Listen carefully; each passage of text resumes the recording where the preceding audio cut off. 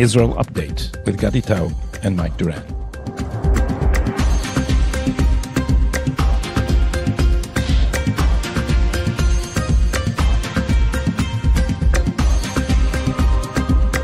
Hello and welcome to Israel Updates. It is now February 9th, 2025. It's a Friday. It has been 1 year, 4 months, and 1 day since October 7th of 2023. I'm Gadi Taub here in Washington, D.C., and Mike is, well, I can't say waiting because we pre-recorded this. We pre-recorded a session in Hudson, so before passing along the baton to our pre-recorded session, I'll just say that we are still as sane as possible under the circumstances. Hi, I'm Mike Duran. I am a senior fellow at the Hudson Institute, where I'm also the director for the Center for Peace and Security in the Middle East. And I am joined this afternoon by Professor Gadi Taub. Hello, Gadi. Surprisingly. Gadi teaches at the Hebrew University in Jerusalem, and he is also the host of Shomer Saf, which is one of the top political podcasts in Israel. He is a noted public intellectual in Israel, and he's also the co-host of a podcast with me called Israel Update. But today, Gadi, you're joining us here at the Hudson Institute in Washington, D.C. You're here as part of a colloquium. And what better timing? You're here the same week accidentally with the Prime Minister, yeah. And the Prime Minister's here with Donald Trump, and so we're going to have a discussion about this, I think, actually historic meeting. Why don't we just start out? Let me just ask you, what are your top impressions from the meeting, and what's your sense of the current of opinion in Israel about it?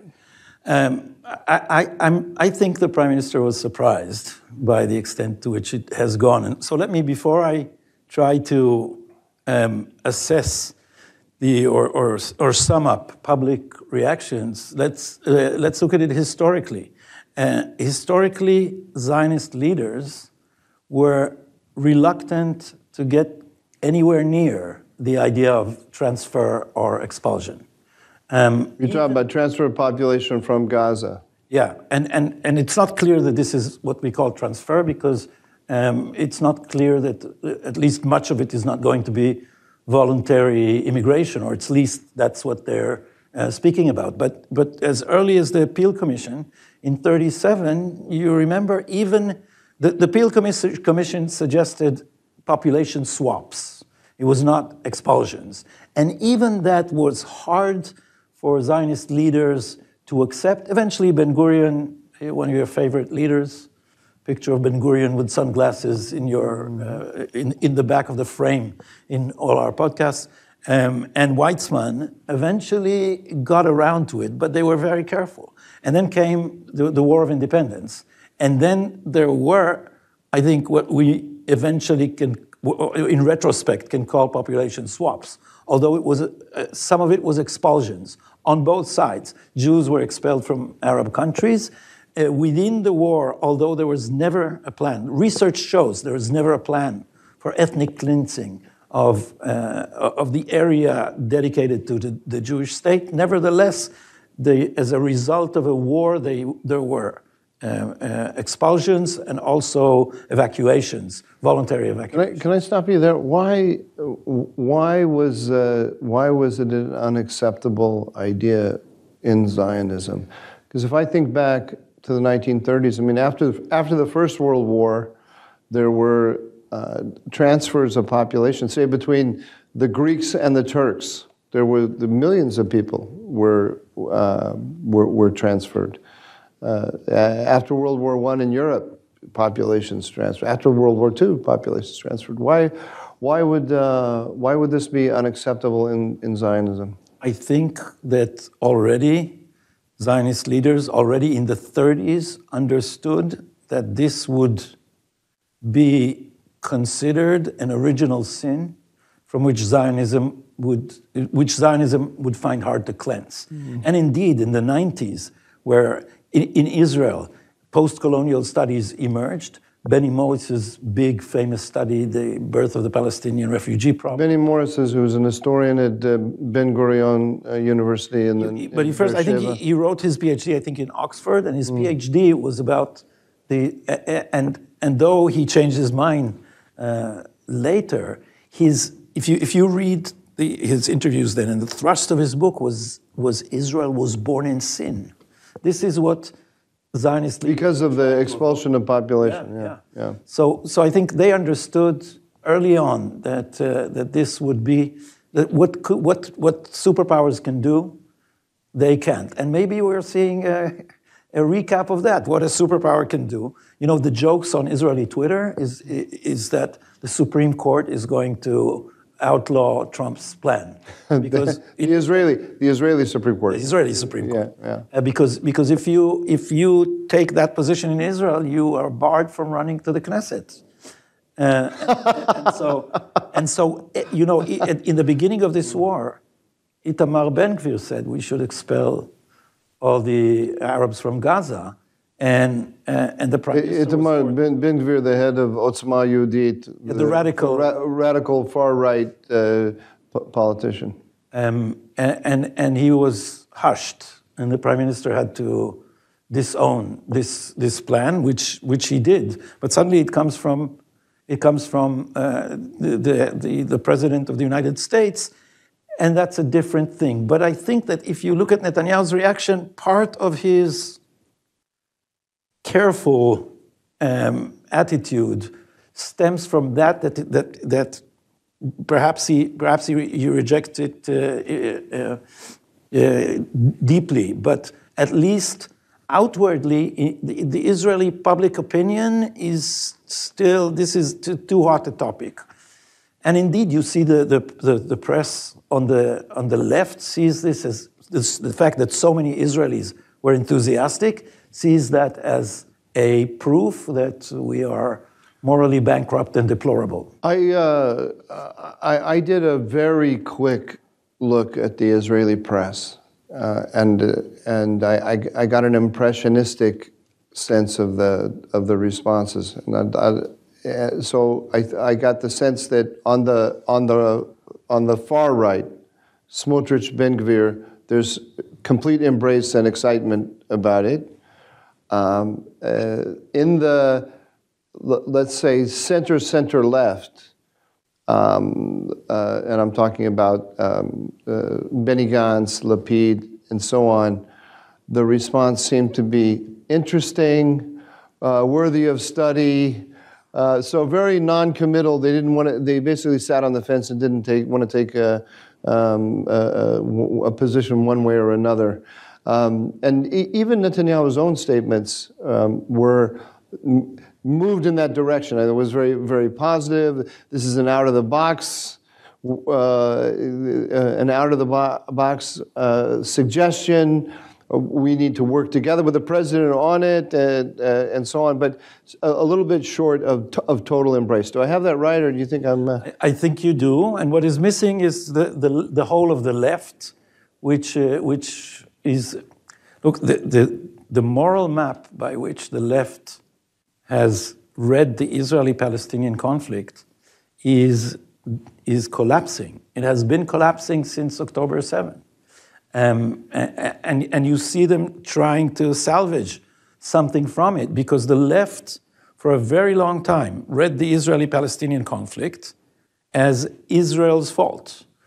The reason we don't have peace is Israel's fault. And that worldview was so deeply entrenched that the fact that the Palestinians always rejected peace did not register. So they invented, I was interviewed for this, the Israeli PBS, the Israeli public television, publicly financed television, is very lefty. And is it paid for by USAID? I don't know. But it certainly can be paid by USAID.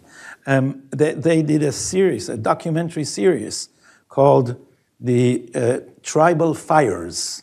It's not. We no longer have one tribal fire around which to gather, but different fires. You see, it's multiculturalism. And I had them take all my interview out after I realized what they were doing. Because what they said, that their telling of the story is like this. Once there was a hero, Rabin, and he reached out to Arafat, the other hero. But then came Baruch Goldstein, and this was an Israeli terrorist who walked into the tomb of the fathers and shot from the back praying Muslims. He was an American-born doctor from a settlement. And after that, the Palestinians retaliated with terror. That's the wrong way to tell the story because terrorism began on the Palestinian side. There were terrorists before Baruch Goldstein, and Arafat renounced the Oslo Accords before Baruch Goldstein, but that's how they tell the story. So after Baruch Goldstein, there were all these terror attacks, and then they framed this episode as the enemies of peace on both sides. Mm. Whenever you say the enemies of peace on both sides, you imply that there are also friends of peace on both sides. But there were only friends of peace on our side. There's never a peace movement on the other side. And then the right murdered Rabin. And that killed peace. And then they have to connect Netanyahu to Yigal Amir. Yigal Amir actually pulled the trigger and killed Rabin. No connection to Netanyahu, but Netanyahu incited, they say. Those who are honest know that Netanyahu not only did not incite, but he actually stood whenever crowds for his election campaign started shouting Rabin is a traitor, he stopped them. He said adversary, political adversary. We are brothers. We are one people. He's not an enemy. And so, but they had to blame Netanyahu for it. Why, Mike? Because if it's our fault, then it's fixable. Then you can rescue the narrative. Right. If it's not our fault, there's nothing to do. And then came October 7. Not just rescue the narrative, but you can actually build peace. And if we are, it's you. I'm not Jewish, so I don't have to take responsibility. Seriously? Yeah, actually. We really thought you were a diaspora Jew. No, I'm not. One of our commentators on our podcast. I just have left-wing, naive diaspora Jew attitudes. Yeah. But if we're the cause of conflict, then if we can repair what's wrong with us, then we can solve the conflict. Yeah. And then came October 7. It became even harder to salvage the narrative. And then came Donald Trump with this. You have to give him credit for one thing. He completely dismantled the whole framework in which we were all trapped. And now, I don't know whether this will happen. I'll ask you if you think, as an expert in the Middle East, outside the Israeli perspective, how feasible you think the plan is, because that's all everybody's talking about. But it's an important fact that he just completely broke the paradigm, and with different terms. And you have to give it to him that it's not for the first time, because if you look at his original peace plan, I thought the deal of the century, it was called, the fact that idiotically the Israeli right rejected it was because, when it came out, I thought, this is brilliant. This is annexation, or we don't say annexation, extension of sovereignty, because it's not annexed from anyone. Yeah. So extension of sovereignty to the Jordan Valley, which means a physical barrier between us and the whole Arab world. And here you have annexation, and it's called a peace plan. And it did contain a Palestinian state on 70% of the territories, which is less than other offers. But it's another example where Trump, that doesn't get enough credit, I think, came to this, looked at the whole process and said, every time the Palestinians say no, you rush back and try to get a better offer that will please them. And that's not how you conduct negotiations. You conduct negotiations the other way around. Every time you reject, next you get a worse offer. But the Israelis couldn't stand the term Palestinian state. The settlers rebelled against it. The settlers have a messianic vision of redemption, and they have real estate operations and no politics in the middle. Yeah. There's theology and real estate and nothing in between. And so whenever you put the idea of a Palestinian state, and they just went berserk, and that collapsed. But Trump shattered the paradigms, and now he's doing it again. And whatever happens, I doubt that we can reestablish the same paradigm, and the left is screaming so loudly because their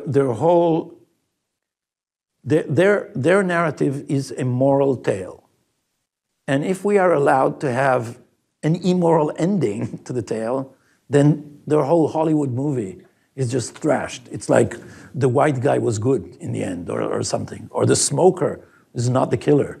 The end of their movie is a two-state solution. Is that it? And a two-state solution. The end of the left's movie that they have in their head is a two-state solution based on the 67 lines, and the complete destruction of the Israeli right as a result, because the Israeli right is basically based on the idea of settling all of the land, of settling of Yudav and Shomron, right? Yeah, yeah. A friend of ours, I'll call him Aleph Shin, is a very funny guy, and an Israeli friend. You'll start thinking about it. I'm working on it. Go ahead. He sends you memes all the time. He said that the left's dream is a dream of coexistence with the Palestinians, and therefore maybe the left should go along with them and have coexistence somewhere else where they're relocated. You asked me for my view on the feasibility of this project. I will answer it, but let me first react to what you said about the original Trump plan, the deal of the century.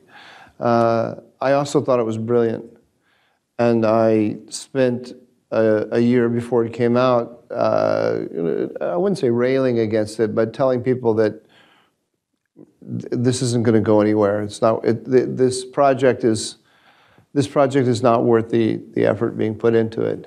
But I was really surprised with what came out. It was very creative, regardless of whether you like this aspect or that aspect. It was produced. It was a very serious document. A lot of thought went into it, and it started from very different assumptions than everyone usually starts from. It was Jason Greenblatt, right, who led it? Jason Greenblatt, but also Jared Kushner. I think Jared Kushner deserves a lot of credit for it. And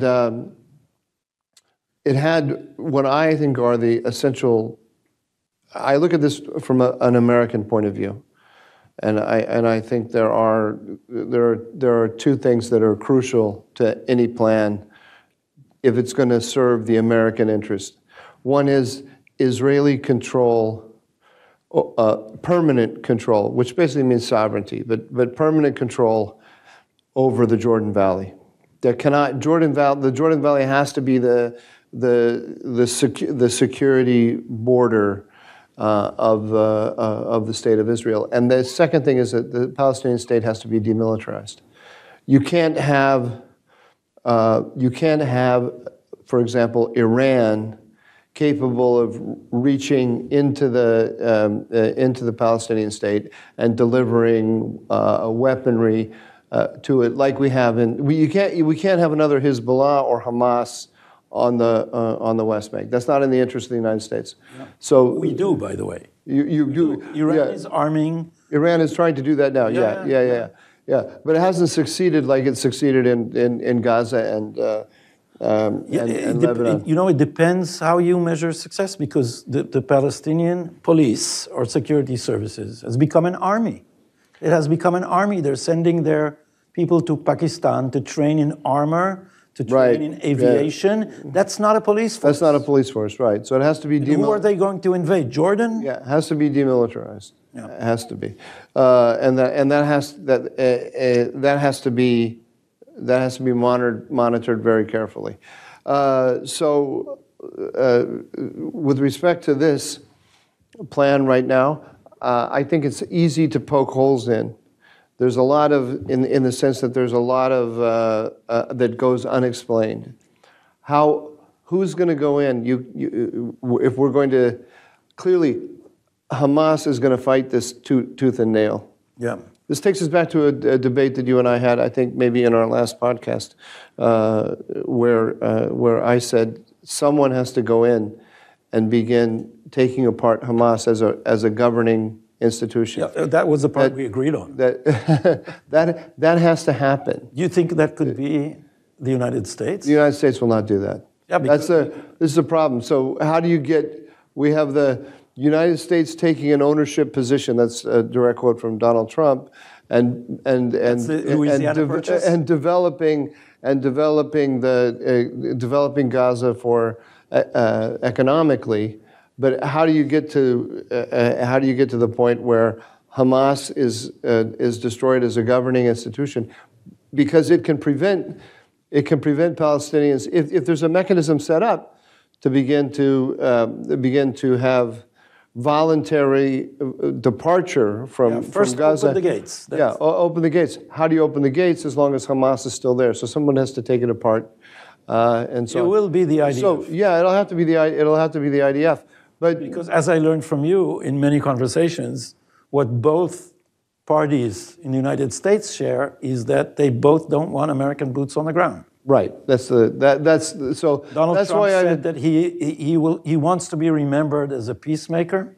The last time an American president said that, it was 2013, I think, Woodrow Wilson. So 1913 again. 1913, yeah. Sorry. And that, if that's a signal, then he doesn't want to send the armies. Yeah. He did say so, right? He was asked, "Is the American army going to go in?" What I saw was that the White House officials started walking back some of his statements. The White House official, because I saw Waltz, yes, and Rubio, and the White House spokeswoman Leavitt as well. So they. What did she say? I'm getting them mixed up in my head. I don't want to misquote, but they moved away from a concrete plan to a kind of vision framework. Yeah. So do you think that's on the president's order? I have no idea. I would assume that he was okay with it, because it would be a very dangerous thing to do to Donald Trump when he's at the height of his power. Start putting words in his mouth that he didn't want to say. Yeah, and maybe he there's.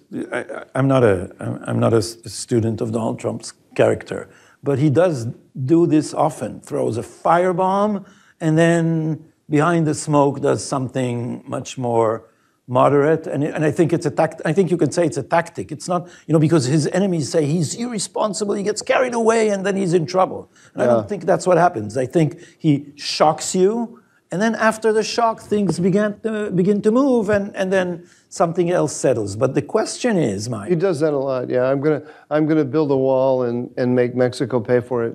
Yeah, but then he's serious about building a wall. I think he's serious about this. I don't think this is. I saw I can't remember one of our favorite columnists in the Israeli press, Nahum Barnea, or I don't know. Someone was saying. That this is just a negotiating principle. It's the goat that you stick in the thing that you stick into your demands in order to negotiate it away. I don't think so. This is actually I think the president thinking about this and dealing with it's him dealing with the very obvious. With the fact that should be obvious to everyone, but no one wants to admit that there is no two-state solution, and that Gaza, as it exists right now with Hamas in control, is absolutely ungovernable, and you can't. There's no way to settle the situation in a way that is that guards Israel's security and that has minimal consideration for the humanitarian situation in Gaza, I think without destroying Hamas and creating a completely new reality in the Strip. So I think it goes further than that. It's not just that he trashed the two-state solution. The idea that there are two peoples was now dissolved, because he didn't speak about a people. He spoke about people. Yeah. Our people in distress will settle them somewhere else. They'll have a better life. And this is why our acquaintance and friend Lee Smith wrote that that the Donald Trump plan is, he was more forceful about it, I'll say it more carefully, is possibly the end of a lie.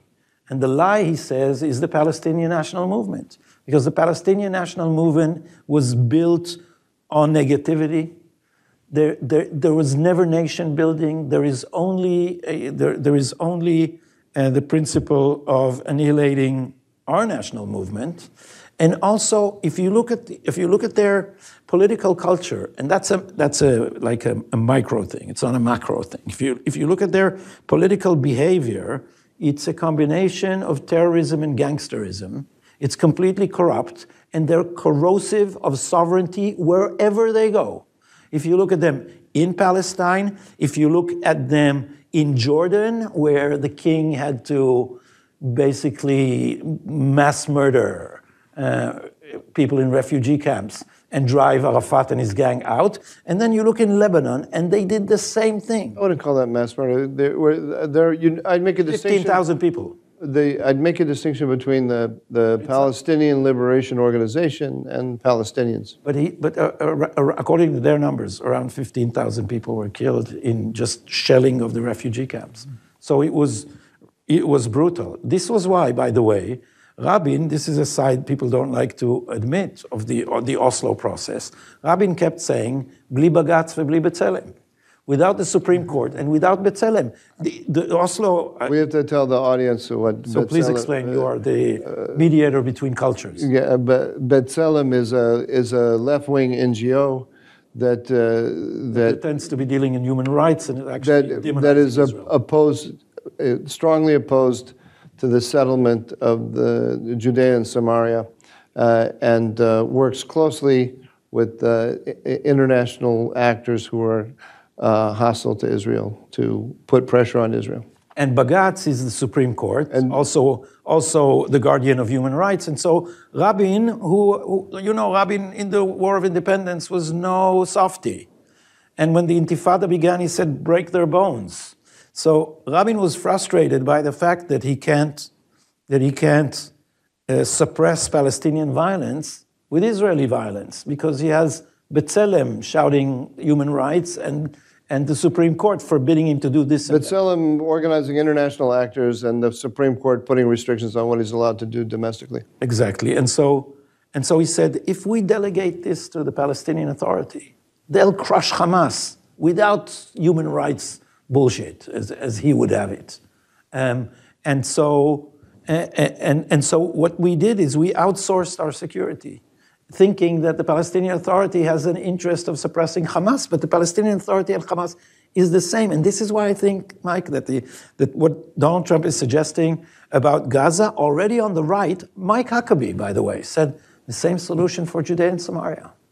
because people are... I missed that. When did he say that? He said maybe we should also consider resettling the Palestinians of Judea and Samaria.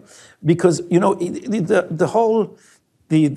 Biden administration, the Israeli left, what we call the peace camp, all the NGOs and all the rest of the peace processor network, they are all trying to create a dichotomy between bad Hamas and good Palestinian Authority. But if you look at from which textbooks did the Hamas terrorists who slaughtered babies, which textbooks did they grow up on? They grew up in UNRWA schools with Palestinian Authority textbooks, in which I think I said on our show a few times, when they teach you grammar, their examples are all murderous. They take, a 7-year-old child, and the sentence that he has to put the diacritics, you call them? Diacritical marks. Diacritical marks in Arabic, there are many of them, is the occupier, it is forbidden to think of the occupiers as human. That's an actual quote. And this is a grammar book. And when you go to physics, then the question is, imagine a funeral of a shaheed. The shaheed's body weighs... Martyr. I learned to pronounce the word. It weighs 80 kilos. And how many men do you need to carry the coffin if blah, blah, blah. So all the examples are like that. It's total brainwash from day one on both sides. And now Israel is going into the places like Jenin and other places in the territories. And there are tunnels, and there's infrastructure, and there's heavy weaponry. And the fact that Yahya Sinwar probably jumped the gun, although there is now evidence that Iran, I don't know if you saw this, I don't know, and I don't know how reliable it is. Baruch Yadid, who was the Arab correspondent for Channel 14. I did not see this. He's very good. And now he was bought by I-24, said that Yahya Sinwar went to Iran before October 7 and presented the plan, and Iran decided not to pass this along to Hezbollah. So I don't know from that if it's clear. It's not clear from that if Iran vetoed the plan and did not tell Hezbollah, or else Iran said that's your business. I didn't see that. That's amazing. I think it's on my Twitter feed. It's follow my Twitter feed. It's very good, actually. What's your name? I'll write it down for you. Thank you. If it's true, it's an amazing intelligence failure. From Israel, for Israel. Yeah. For the United States as well. I mean, if he can leave Gaza, go through Egypt, get out, go to Iran, come back undetected in Iran, undetected in Egypt. Where else? What other countries did he go through? Since it was very succinct, I can't vouch for the fact that it was Yahya Sinwar himself and not a messenger. But it may have been, and that's a failure too. And this is Iran is Mossad. Gaza is Shabak. Meaning that the Mossad has responsibility for monitoring what goes on in Iran, and the Shin Bet, which is what the General Security Services, is what we call the Israeli FBI, the FBI equivalent. The counter-terror has responsibility for Gaza. But this is itself an anomaly, because originally Mossad was the United States should also have be monitoring such things. It's like an overlap between CIA and FBI, because originally the Shin Bet was supposed to monitor internally, domestically, and Mossad internationally. But the Palestinians, the branch of the security service that dealt with Palestinians, when Gaza was still part of the territory that we ruled, it was not part of Israel proper, then Shabak had control of it, and then it became a foreign place, and Shabak stayed, and Shabak was part of the Conceptia. Shabak disregarded human intelligence. That means they stopped, they de-emphasized human sources, and they were obsessed with cyber. We're so good at cyber. And you see that... Shabak. And you see that for a year and a half. It's amazing because their adversary was Mad Max. Was Mad Max.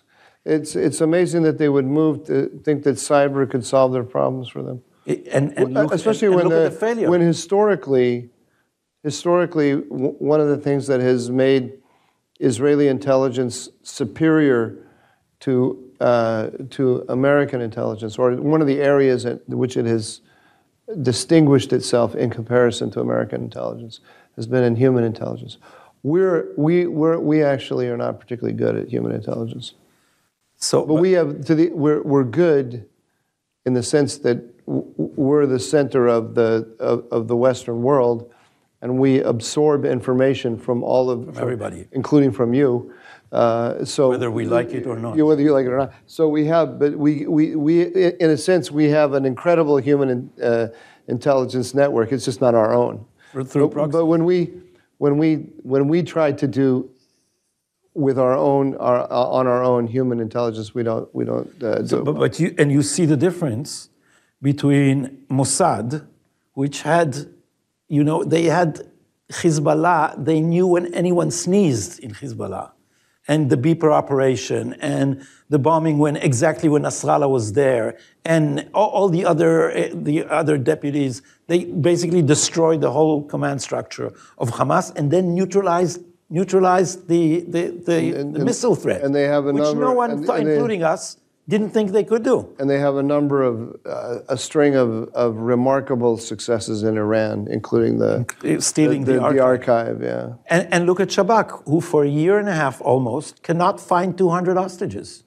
This is outrageous. Gaza is this small thing. We can surround Gaza completely, and we can divide it into sections. And this is also the failure of the IDF, which is colossal. The IDF has not managed to win the war in almost a year and a half, while Mossad acted like, Mission Impossible. It's like, it looks like, I remember us, Mike, on our podcast, after these things, just scratching our heads, how the hell did they do it?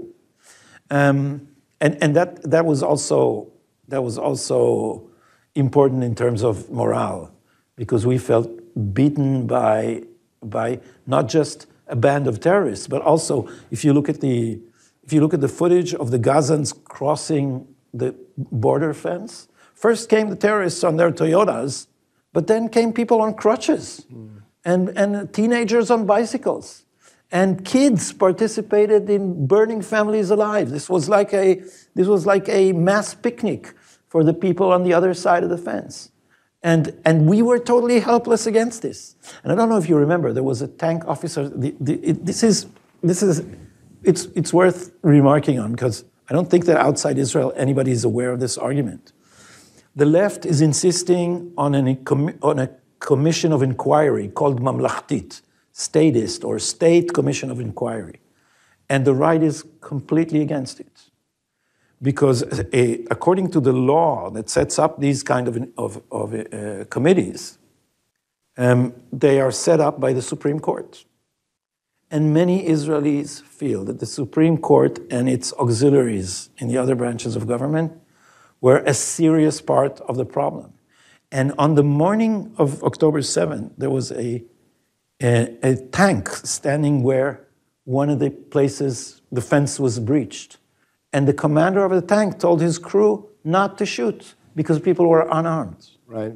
So we let a mass of murderers cross the fence, but these people are trained to obey a judicial commissar. Rules of engagement that are set by the Supreme Court. Rules of engagement that are good for demonstrations domestically, not for fighting an adversary. Right. The adversary was very smart about eroding them. And here, these people went to murder families in kibbutz. And here is this guy in a tank, with all the equipment of a modern Merkava Siman Shalosh tank, which is very modern and powerful. And he just lets these people pass like tourists. It's, can you get into the, oh, you can. But you can't. What are you going to say? Can I get? I was going to say you can't get into the United States like that, but obviously that's no longer true. Well, it's getting harder. It's getting harder now. but a border police at the JFK is 70 times stricter than this guy in a tank with an enemy crossing the border. Let's go back to the Trump-Netanyahu meeting. So how do you imagine? We covered a little bit the reactions in Israel. What do you imagine is going through Prime Minister Netanyahu's mind right now? Ooh. About the Trump's Gaza plan? Is it what he wanted when he came here? I don't think so. We titled this episode here with you. We titled it "Are Trump and Netanyahu on the same page?" Yeah, I think Netanyahu was surprised, and I think that even if he was not, this is something that an Israeli prime minister, for the reasons with which we started this discussion, a prime minister in Israel has to at least show himself to be, if not forced, then seduced into this, rather than him pushing it. So while Netanyahu could hint Because because it has been a taboo in Israeli politics forever. Yeah. Even before, even in pre-state politics, it was a taboo. Also, if you want to implement this, is it wise to say so?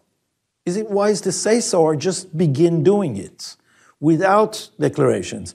We're all traumatized on the Israeli right by the failure of judicial reform. Yeah. And what everybody says is, instead of what Yariv Levin did when he initiated the reform, was make a grand declaration that he's going to change the system. Instead of moving one piece at a time and create, and therefore he created this wave of resistance.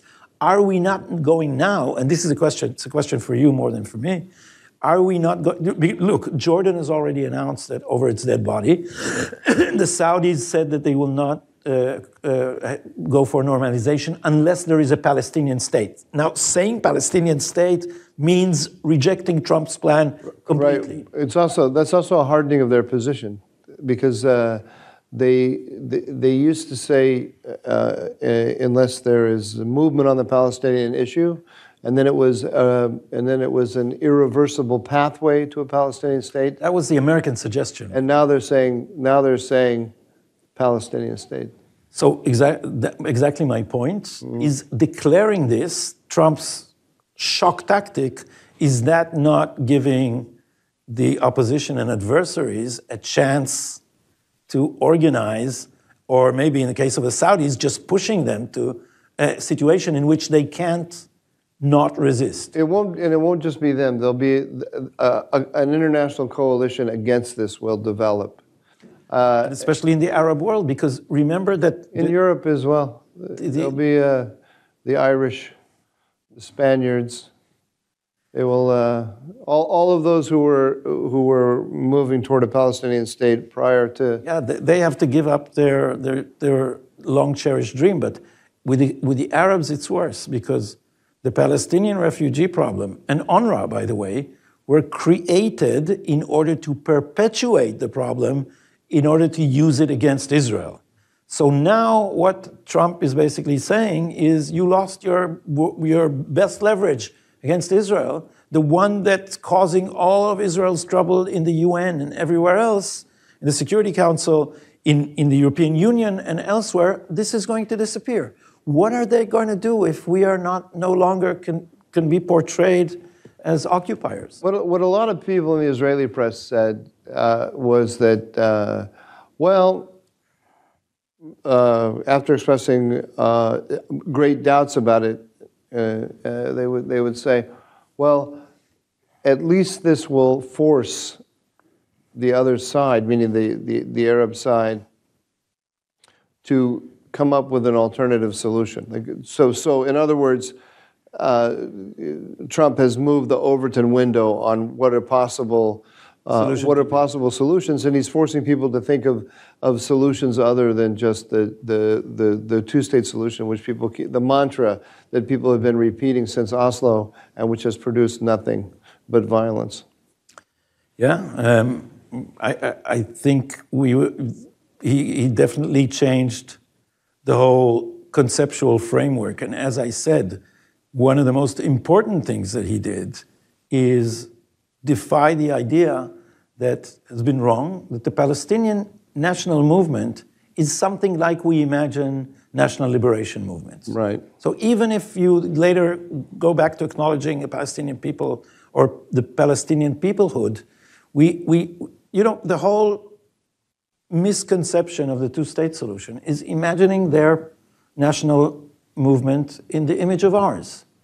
Since we wanted, above all, political independence, we assume that they want, above all, political independence, and they don't. And that giving them political independence will lead to greater stability in the region. That this is the absence of their political independence is the issue that makes the Middle East, or at least a big chunk of it, unstable and prone to violence. There is a piece by Nehemiah Stressler, the free marketeer, dovish commentator in Haaretz, which in August 2005, this is Disengagement, said, the best proof against Netanyahu's fear-mongering is that Gaza will turn into, he didn't use Singapore or something else, the oasis of the Middle East, because now everyone will discover that the Palestinians too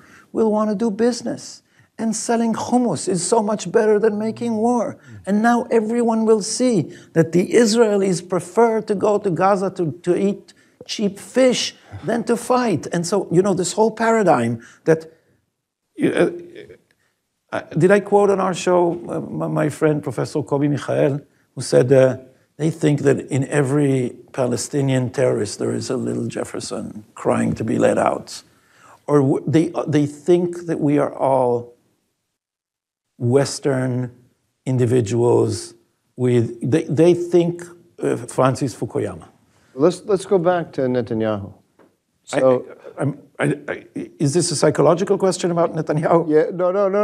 Or a mind-reading one? Yeah, no. I'm asking you as a very well-informed Israeli analyst who's in touch. You're very familiar with ideas on the left because you came from the left. You're also aware of ideas on the right, and you have a very good understanding of the personality and the political inclinations of the prime minister. So I'm just asking you to put yourself in his shoes and say, how do you imagine he is processing this? So he didn't come with the expectation that this is what he was going to get on Gaza. I think that's a hypothesis. But we know nobody knows for sure. So, but just on the basis of what we know, it sure seems like this was unexpected. It drops in his lap. There are elements of it that are dangerous to him. There are elements that are very attractive. Let me put it to you this way: how does he come away when he gets on the plane on Saturday night and flies back to Israel? Does he say to himself, "This was a win" or "This was a loss"?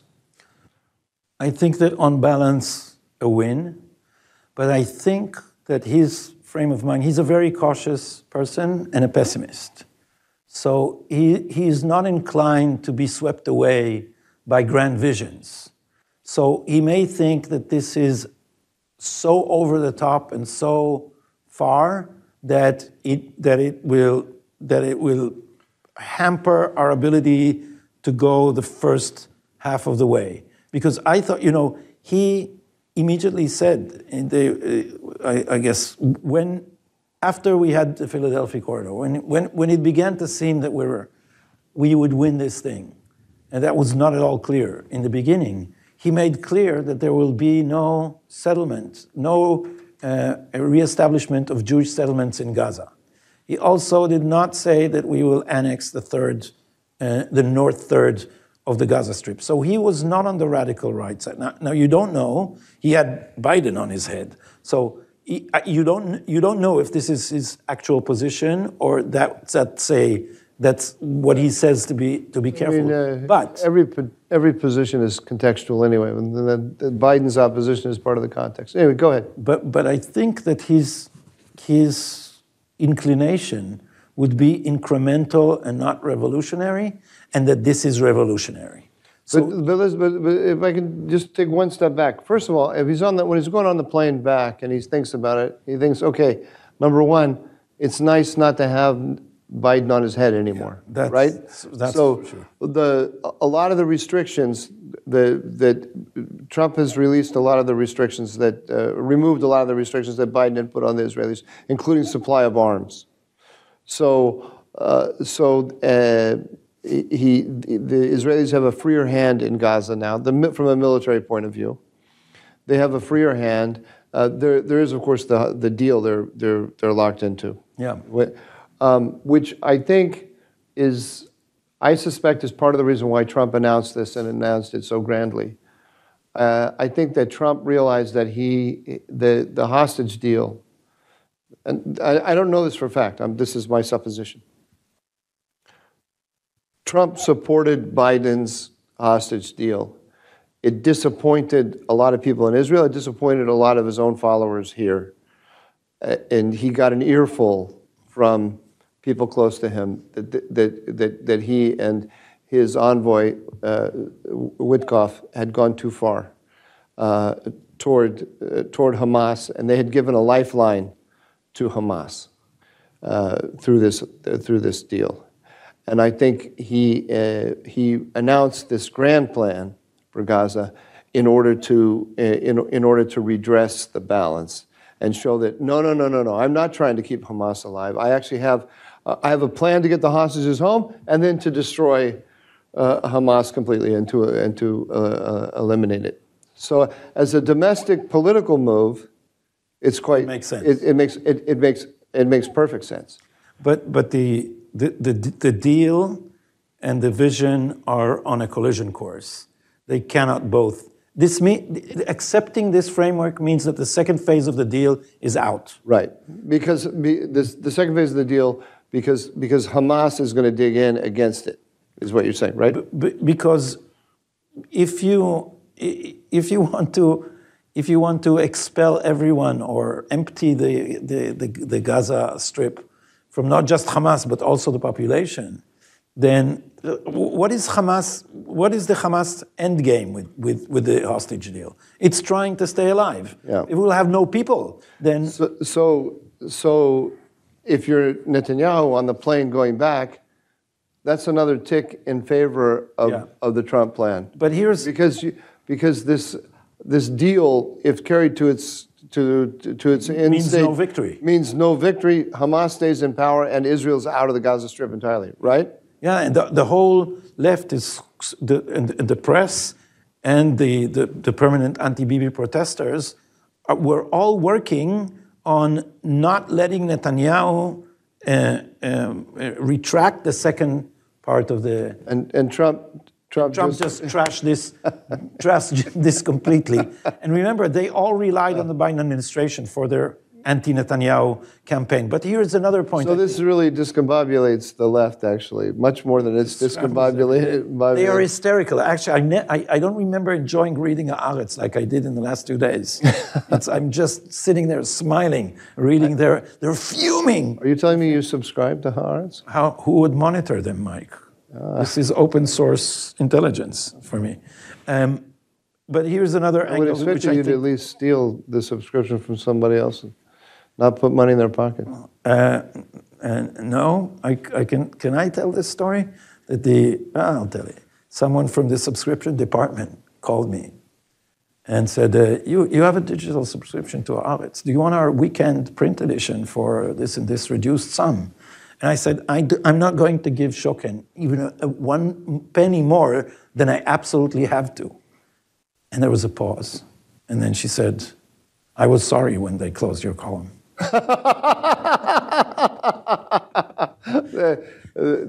Everyone in the audience may not realize that you had a column in Haaretz and they shut it down because I was the opposition. And Shoken, the publisher, attacks you personally on Twitter. Yeah, like a stalker.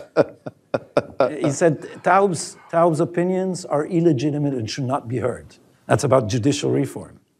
My opinions were half the country. So half the country is illegitimate and should not be heard. By the way, this got nothing to do with anything, but I went to college with a guy, and years later, I called up my bank to try to, do something with my account, and I recognized his voice. That was a very surprising thing. There's one angle that we haven't touched on that I wanted to mention, because my reaction, when Trump said we will own it, and then you put on your Twitter feed the two-state solution, right? The USA and Gaza, little Gaza, and huge Israel. And my first reaction is, do we want a 51st state in the land of Israel on our border? Now, there's advantages to that. For instance, a war with Egypt will be harder. Egypt is arming, and it's not because it's planning war with Ethiopia. I don't know when or what, but they are arming with American money, by the way. And having a little New Jersey on our Gaza shore may be a good buffer. But then, think of it like this. When Putin went into Syria, we had a complicated arrangement of who we can attack and what. But this was scary. Suddenly you have the big Russian bear right on your border, and there can be friction. And you don't know what the international situation, how it would change. You don't want this huge thing sitting at your doorstep. Now, that's a sinister power. The United States is mostly, not with every administration, a benign power. If I were an Israeli, I wouldn't be happy with it at all. Because first of all, it's part of what you can see as a pattern. The pattern begins with what happened in Syria. The Israeli Air Force and Special Forces hollowed out Hezbollah and thereby weakened the Assad regime, which was reliant on Iran and Hezbollah for its support. And then the Turks came in and took all of the winnings off the table. Or maybe a jungle metaphor is better. Israel killed the lion, but then the jackals came and took the carcass away, right? So the lion kills the deer, and the jackals come and take it away. And this is because Israel doesn't have a ground game. And the same thing has happened here. Israel did all the hard work of destroying Hamas militarily, and then the United States comes in as the jackal and takes it. This is no power in the world wants to be in a situation where its military victories are subsumed by other powers. But it's worse than that. It's worse because my fear is not. This is almost a matter of ego or honor. My fear is that something like American sovereignty, so close to home, is dangerous because it's so big. Because American administrations change, and America has various complicated interests all over the world. Now, what happens if you have the American, I don't know, even army, sitting right inside your country, and then your country is in the way of something? This is or just look at the Obama and Biden foreign policy. There you go. They were not a benign. I don't think that the attitude of the benign force. I agree, but so you don't want to have your most serious. Your Israel. We discovered one of the things we discovered about since October 7th is that Israel is dangerously dependent on the United States. But what I'm saying is even more abstract, I think, Mike, is that the difference in size makes it an uncomfortable partnership. Right. It's too, you're hugging it's like Earth and the sun, you know? It's not at one point this huge ball can run you over, right, and you don't know for what reason or where. And also, if I may bring up a metaphor used by our friend, our mutual acquaintance, Tony Badon, which keeps going back to King Herod. King Herod.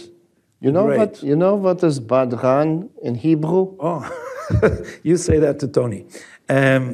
He has, for those of you who don't know, Badran is entertainer, and Tony keeps saying, if one more guy, comedian, one more Israeli says that to me, do you know what your name means?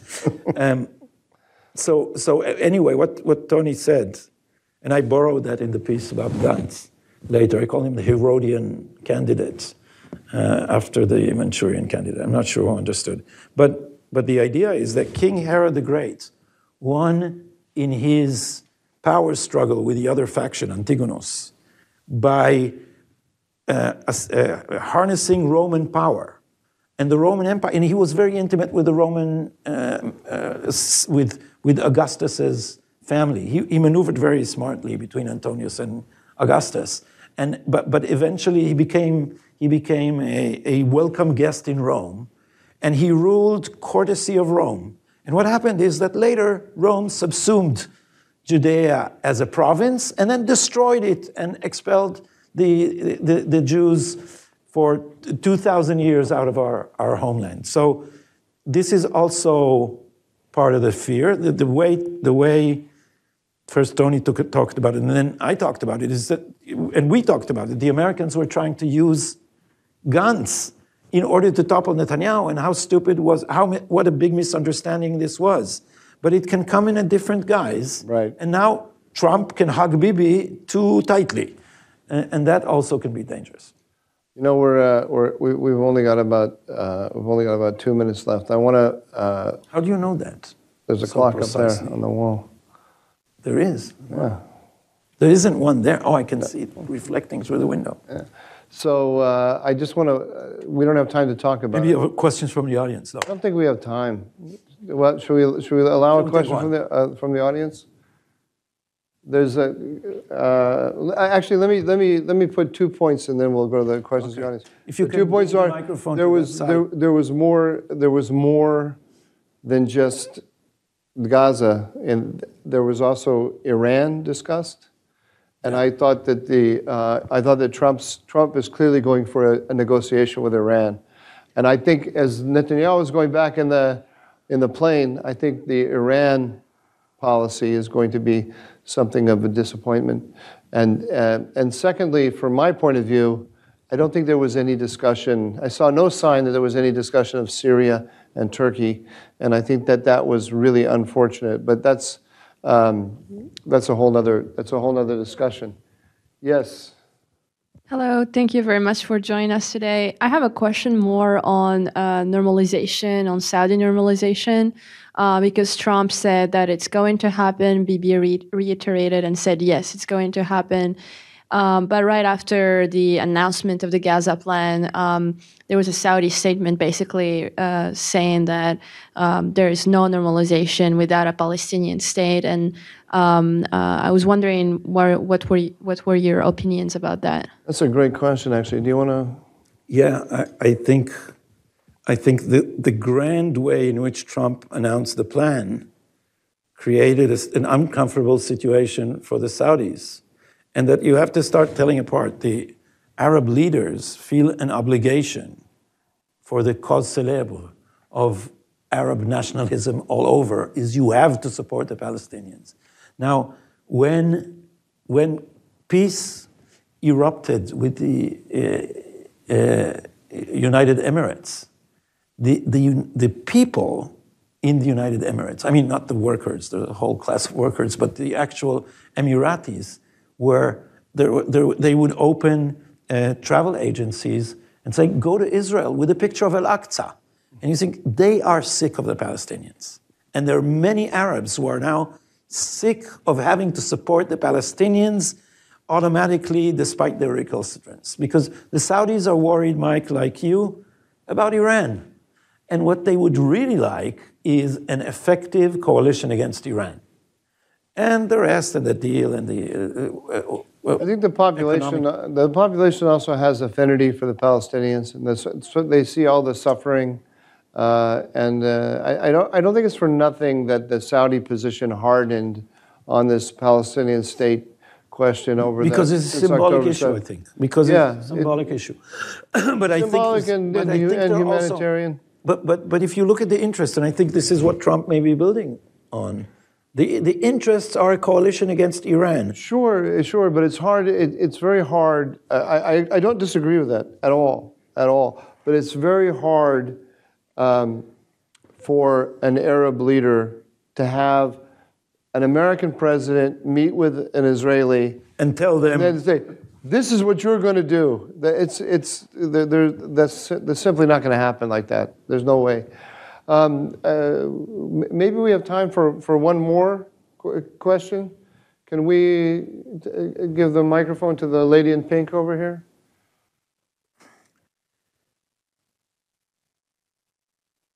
The question is, do you think that interests will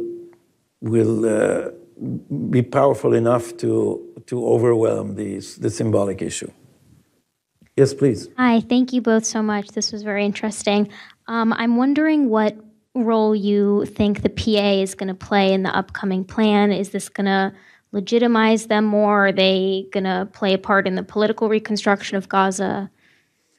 I hope that this ruled out the idea that the Biden administration had that the Palestinian Authority would overtake Gaza. I think we need to backtrack to what happened, the history of these ideas, And Netanyahu's view after disengagement for Gaza was a fact. And then Hamas took over. And then Netanyahu maintained the division between Hamas in Gaza and the Palestinian Authority in Judea and Samaria, because that was his way to prevent any attempt to force Israel back into a two-state solution, because you can't have a three-state solution, although some people do think it. But as long as they are divided, it saves you the bother of saying that you're resisting the two-state track. The Biden administration and the Israeli left thought that they could leverage October 7 into weakening Hamas, bringing back the Palestinian Authority, have a united Palestinian leadership again, and return it to the two-state solution or track. This was always a pipe dream. There is no way that the Palestinian Authority can take over Gaza. It's too weak, it's too corrupt, it can't control Hamas in its own territory.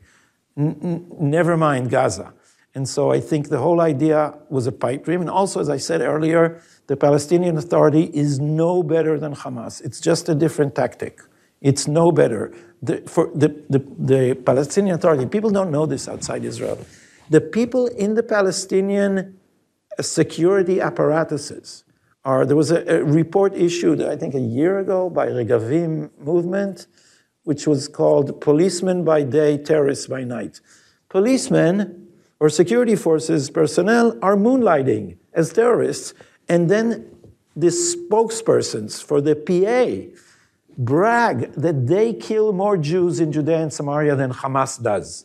So there's no prospect there. I think that Israel will have to dismantle the Palestinian Authority in Judea and Samaria too, and take more direct control there, because we're now discovering that under our noses, they're building a Hamastan as they did in Gaza.